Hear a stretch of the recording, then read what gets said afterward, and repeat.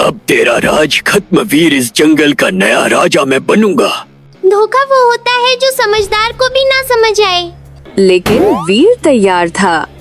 उसने पहले से ही सिमरन और शमशेर के खिलाफ योजना बना ली थी। गुफा के पीछे से अचानक कई जंगल के जानवर निकल आए। बहुत समय पहले की बात है। एक घना जंगल था जिसका राजा था वीर, एक बलशाली और बुद्धिमान शेर। वीर न्यायप्रिय और दयालु था, लेकिन बहुत सीधा साधा भी था। जंगल में सभी जानवर उससे प्रेम करते थे, लेकिन वीर को अकेलापन सताता था। वो चाहता था कि कोई जीवन साथी हो जो उसके साथ राजकाज में मदद करे। एक दिन जंगल में एक अजनबी शेरनी आई। उसका नाम था सिमरन। वो सुंदर, चालाक और दिखने में भोली थी। शेरवीर जंगल के एक बड़े पेड़ के नीचे आराम कर रहा था। तभी सिमरन वहाँ पहुँची और शेर सिंह से कहने लगती है, राजा वीर, मैं दूर के जंगल से आई हूँ। मेरे परिवार को शिकारियों ने मार दिया। क्या मैं आपके जंगल में रह सकती हूँ? तभी शेर बोला, तुम इस जंगल में सुरक्षित हो। यहाँ हर कोई मेरी जिम्मेदारी है। तुम चाहो तो मेरे और जंगल के जानवरों के साथ रह सकती हो। सिमरन ने विनम्रता से सिर झुकाया और यहीं रहने लगी। कुछ ही समय में वह वीर का विश्वास जीत गई। सिमरन ने खुद को बेहद समझदार और सौम्य दिखाया और वो शेर के राजकाज में मदद करने लगी। धीरे धीरे बे जंगल के सभी जानवरों का विश्वास जीत लेती है। शेरनी कोई खुफिया मकसद लेकर यहाँ आई थी। अपना मकसद कामयाब होते देख मन में खुश होते हुए वो सोचती है, मेरा पहला पड़ाव तो पार हो गया, अब दूसरे पड़ाव की तैयारी करनी होगी। आधी रात के भक्त शेरनी गुफा के बाहर आती है तो वहाँ शमशेर नाम का एक शेर पहले से ही खड़ा था।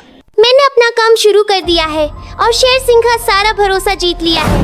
वाह मेरी रानी, वाह! अब मुझे इस जंगल का राजा बनने से कोई नहीं रोक सकता।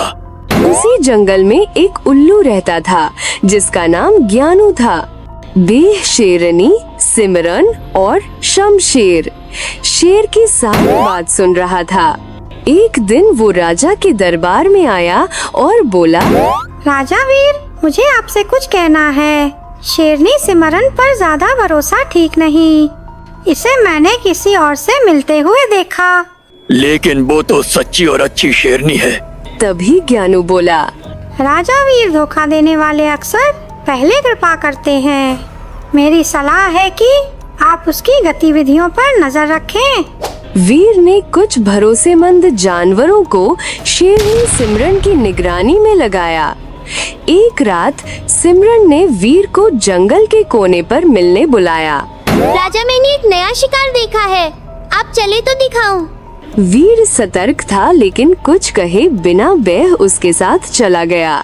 जब वे दूर एक गुफा के पास पहुँचे, वहाँ शमशेर सिंह घात लगाए बैठा था। शमशेर सिंह जंगल में कूदते हुए बोला, अब तेरा राज खत्म वीर, इस जंगल का नया राजा मैं बनूंगा। धोखा वो होता है जो समझदार को भी ना समझ आए।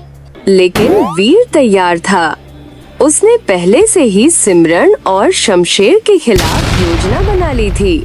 गुफा के पीछे से अचानक कई जंगल के जानवर निकल आए। हाथी, भालू, तेंदुआ जो वीर के वफादार थे। वहाँ एक भयंकर लड़ाई शुरू हुई। शमशेर के साथ भी कई जानवर थे। वीर और शमशेर आमने सामने आ गए। तभी वीर शेर बोला, मैंने तुम्हें मौका दिया सिमरन, लेकिन तुमने मुझे धोखा दिया। दोनों शेरों के बीच भीषण युद्ध हुआ, लेकिन वीर की सच्चाई और साहस के आगे शमशेर टिक नहीं सका। अंत में शमशेर घायल होकर भाग गया। सिमरन भागने लगी, लेकिन ज्ञानू उल्लू ने उसे रोक लिया। तभी ज्ञानू उल्लू बोला, जो दूसरों का विश्वास तोड़ते हैं, उन्हें इस जंगल में कोई जगह नहीं मिलती। फिर शेर बोला, सिमरन, तुमने जिस दिल को अपनाने का नाटक किया और उससे छल किया, यह जंगल तुम्हें माफ नहीं करेगा। वीर ने सिमरन को जंगल से निष्कासित कर दिया। अब जंगल में फिर से शांति लौट आई। वीर ने सबको संबोधित किया। वीर दहाड़ते हुए बोला, सिर्फ ताकत से नहीं, विश्वास और एकता से चलता है। हमें हर उस चेहरे से सावधान रहना होगा जो मुस्कुराहट की आड़ में छुरा छुपाए हो। सभी जानवरों ने तालियां बजाई और उल्लू ज्ञानू का सभी ने धन्यवाद करा।